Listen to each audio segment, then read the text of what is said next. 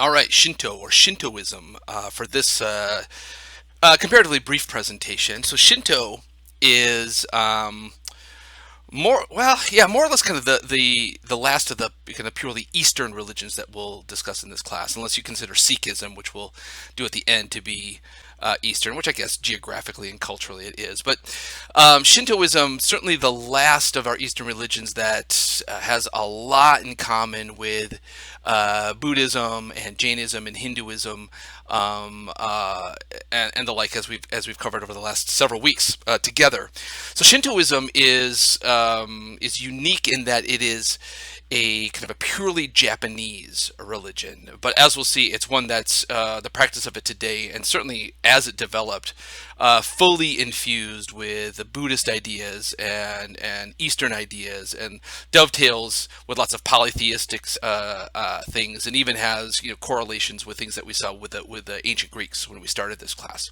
So let's dive in. So Shinto itself, while it is a Japanese religion, its symbol, as you can see on the right here, let me get my laser pointer set up here.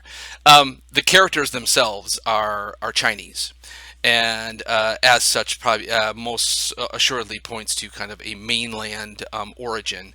Though we think of Shintoism as like I said, purely Japanese today, and so Shinto are two Chinese words together that mean something like the way of the gods. Shin correlates to the Japanese word kami, which is the word for their divinities, gods, and to correlates to the Japanese word mishi, having to do with the way of or the path of.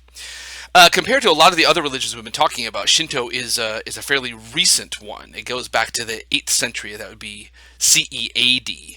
And so Shinto or Shintoism comes along a lot later. That would be a good 1,300 years after the life of the Buddha. And its origins are kind of hard to pinpoint because there is no strict founder. There's no prophet of Shintoism. There's no sacred scripture, though there is this text called the Kojiki, which is kind of a collection of the kind of the pantheistic, polytheistic notions embedded within Shintoism. But so the idea is that Buddhism had kind of long been kind of soaked in the culture before Shintoism developed its own unique aspects. So some aspects of Shintoism. I mean, it's very much agrees with Buddhism in that there's really no set teachings on an afterlife. It's very much like Mahayana Buddhism in that it's focused on the here and now. You can't control the past, can't control the future, be fully present now. And so kind of notions of of doing ritual, of expressing belief, of living a life of faith is not focused on the hereafter, but on the present moment. It's Shintoism, while it kind of develops its recognizable form in the 8th century, it assuredly goes back centuries. Is a kind of indigenous way of viewing the world of nature around them in these spiritual kinds of ways. So the gods and goddesses, such as they show up in kind of the pantheism of Shintoism, are deeply embedded in nature, and so we might call this an animist kind of religion, very similar to what we saw with the Australian Aboriginal peoples, is that nature in and of itself is divine, fully divine. Nature and humanity are integrated as equal parts of divinity. So yeah, divinity is in all things. There's no kind of one grand transcendent deity overlooking all things. Although, as we see as the traditions develop, they did kind of highlight and emphasize particular deities in their pantheon. So this idea, it's kind of like that Hindu notion of the Atman, or the Jainist notion of the Jiva, the world soul. All of nature, all of humanity is connected together in an all-encompassing notion of divinity. And yes, and one of the things that's really striking, and I think also kind of explains the comparative smallness of Shintoism in terms of adherents compared to other religions, is that it is completely indigenous to the Japanese. In the same way that, like in Australian Aboriginal religions, you don't find converts to those religions. You have to be of the people. of the earth, of the place, to participate in that religion. The same thing here. And so the idea is that the islands of what we call Japan today are inherent to the understanding of Shintoism. When you're away from the islands of Japan, you're out of that Shinto bubble. You can't translate, transport, emigrate Shintoism to other parts. It is only has its form, purpose, and meaning and substance in Japan. Um, and we'll see that it over the years it's taken on various roles amongst the Japanese people. Not the least at times here is that it's used to support notions of racial superiority. This came to kind of the world's attention during the time of World War II, and it's after that that these kinds of notions have been seriously dismantled. Well, um, uh, the the mythology, the traditions of Shintoism are very complicated, and they have lots of different stories and lots of different gods and goddesses and heroes. And so I'll let the textbook cover more of the details. I just wanted to kind of focus on one particular example or a couple of deities here just to illustrate these basic notions. But two of the chief deities that show up, kami, as it's called in Japanese, Izanagi and Izanami, a sky god and an earth goddess. And I chose that because we've seen that overlap. We've seen that core concept before. A while back, I gave you this Greek term, hieros gamos, which means a holy marriage.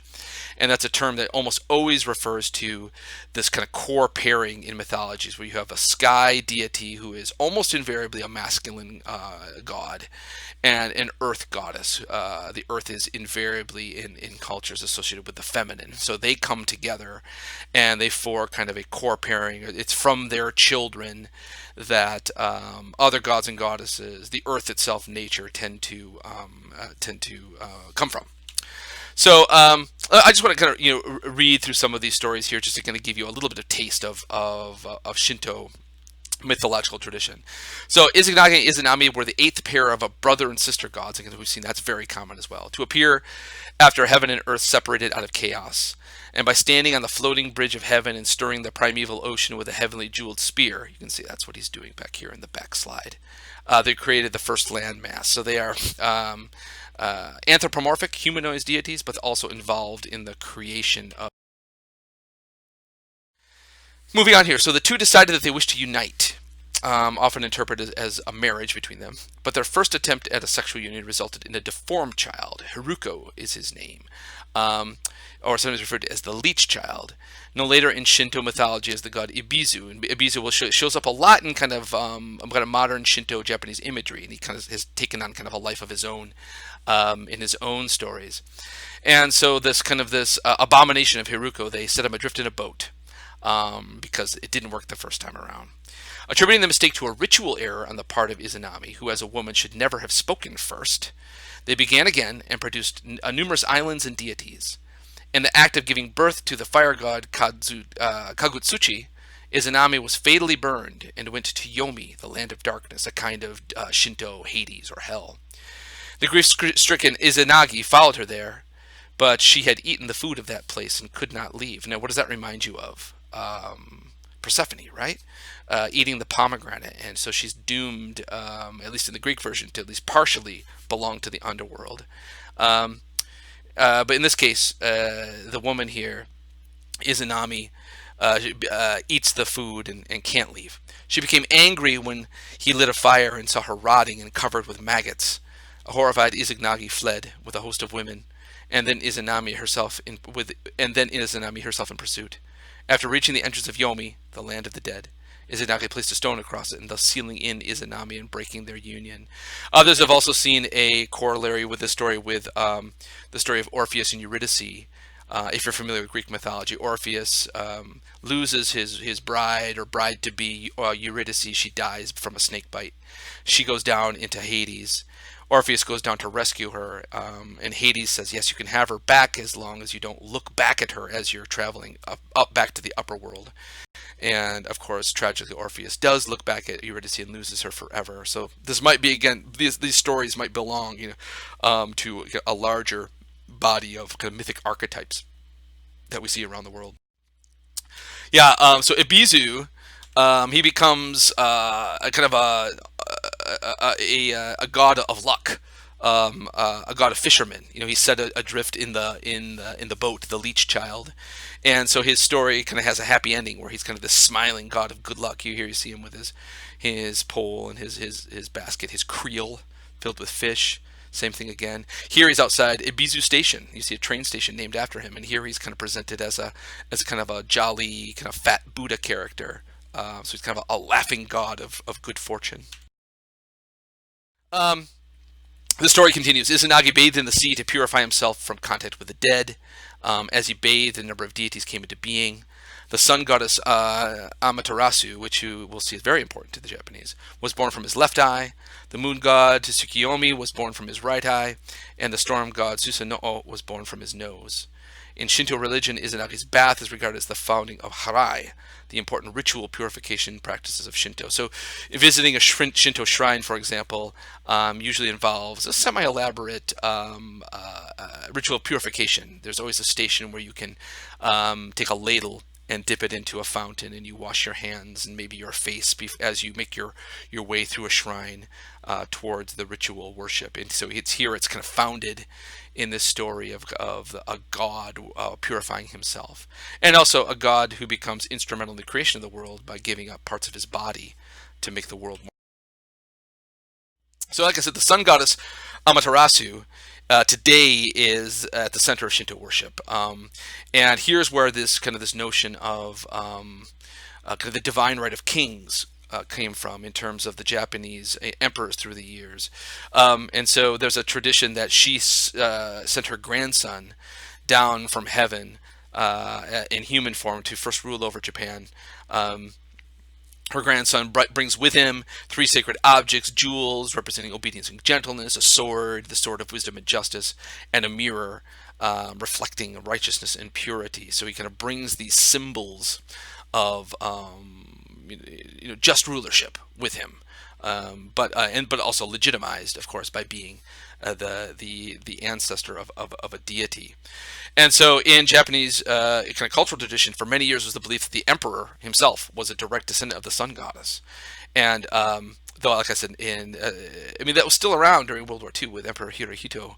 A lot of the power and prestige given to that position was the sense that it was, the bloodline was divine.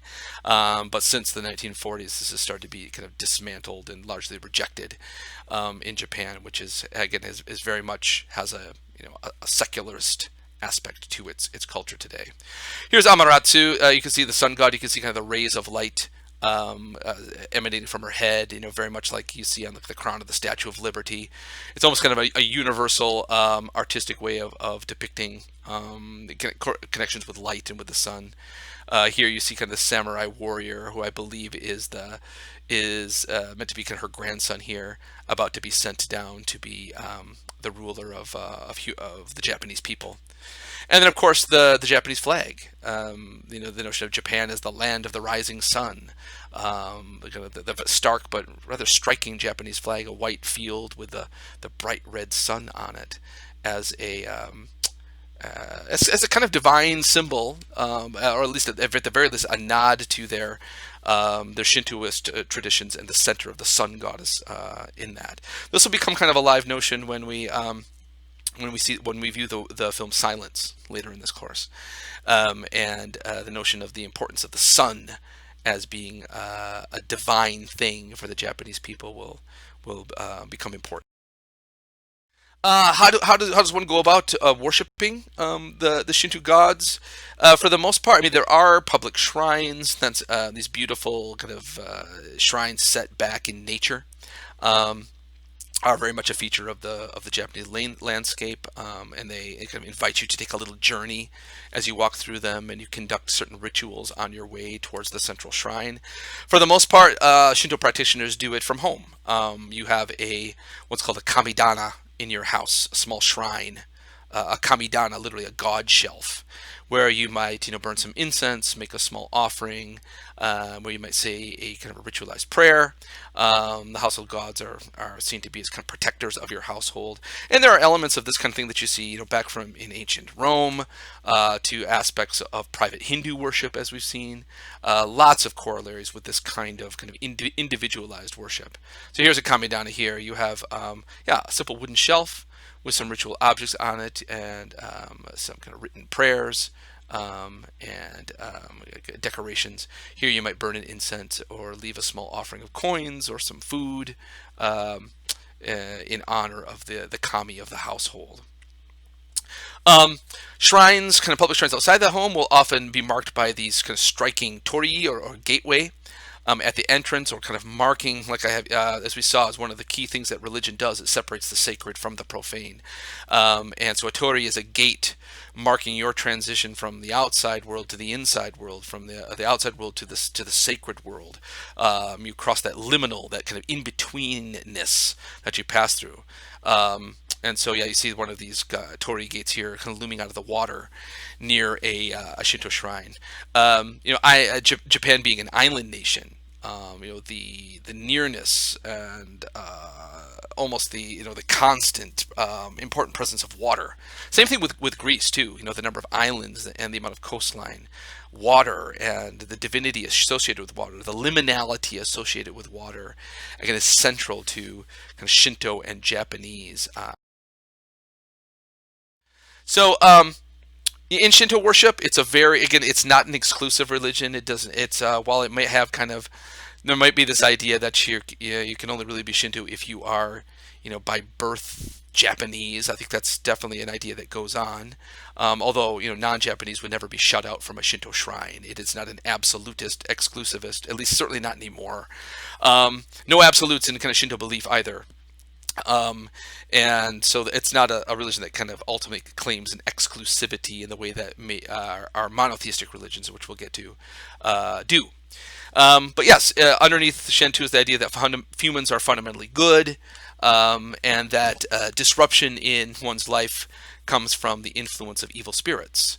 And so kind of the goal in Shinto worship is to more or less kind of keep evil spirits at bay. And so prayers in Shinto tend not to be kind of grand, prayers aimed at, the grand design of the universe, or historical events. It's more about kind of the immediate, the necessary, the day to day. And so, how do you keep these evil spirits that can disrupt your life at bay? Well, you stick to the rituals. You burn the incense, you purify the body, you say the simple prayer, you leave the small token behind, and that's really the essence of Shintoism. And so, prayers and ritual in Shinto are usually just very simple ones, ones of thanks, attending to basic needs, food, happiness, calm, balance, harmony. A lot of these kind of core ideas that we see at the foundation of so many Eastern ideas. All right, that wraps up Shinto. Thanks for watching. Thanks for listening. See you at the next one.